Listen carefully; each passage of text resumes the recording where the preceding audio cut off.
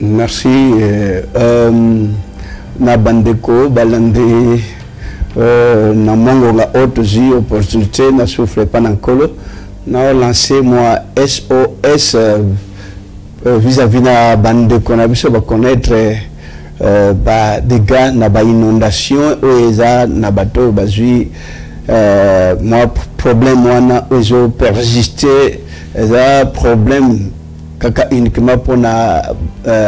gouvernement. Ça doit préoccuper tout le monde, tout sauver, tout aider si c'est possible. Bande qu'on a vu sur baza pemben, qu'on a na Kingabua, pemben na mai, angili, pemben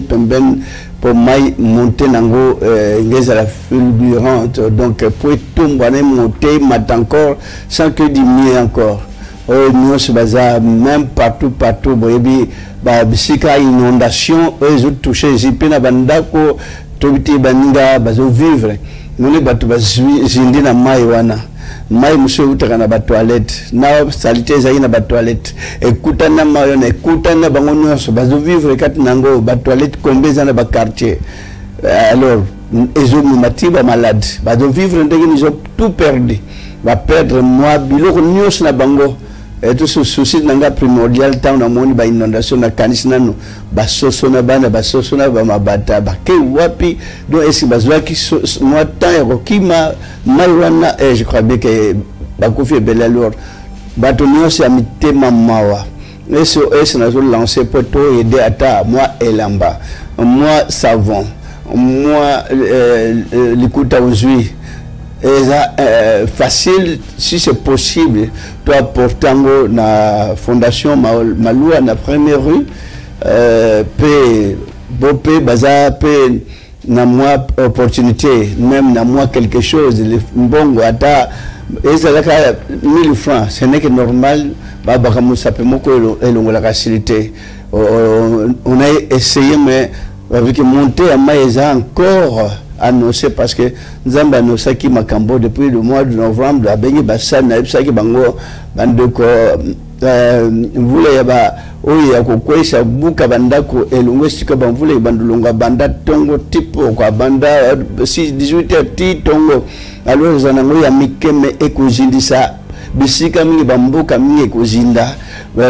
to banungu na ngolo kola moi aventure pe tango eko se réaliser pe elingesi la nanute. Parce qu'on a annoncé que même si dans le mois de février, même mars, il y a continué encore. Mais quand c'est janvier, vous voulez que vous avez janvier, et vous avez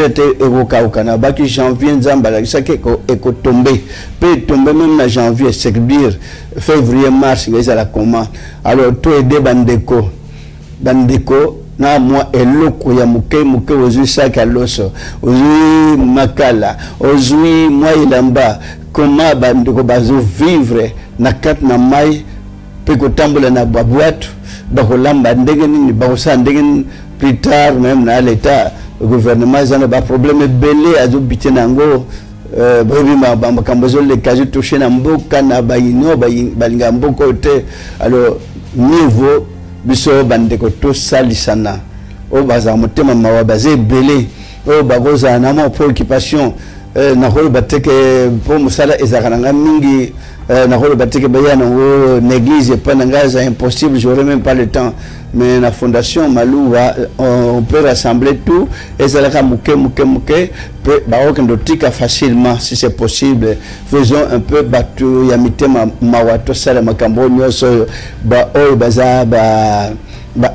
bandeko na biso ba libanais ba indien ba pakistanais ba ndeko na biso na kotanga nana ba kombote bazaka pena mutema maomingi pona osalisa et puis bateau baza moi ba commerce amike vous gagnez besoin un peu à l'abri na bamboka moi pembeni sikazi ya pembeni na maite mais bo baza pembeni na balé pembeni na manjil bazomona boile ingesi la leloté na osenga kuto pana nkolo yo kalibota mawa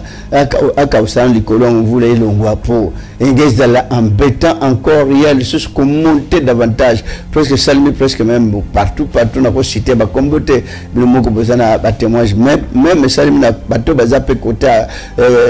Bandara Congo central partout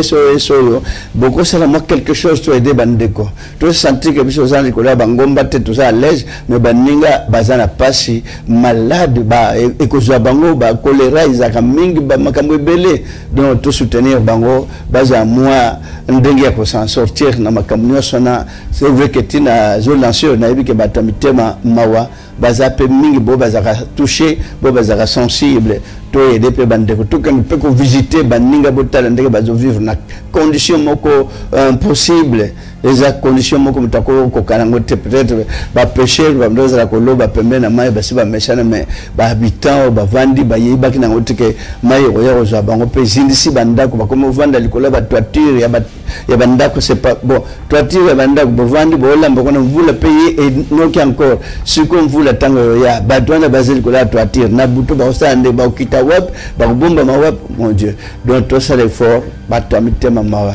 na continuer ko lancer OS ce qui beau pe bazar na pembene ya ba commune Bogota la paix surtout ko sola na ba konji communal après bangonde ba ko cheminer makokini aussi na fondation Malou na première rue donc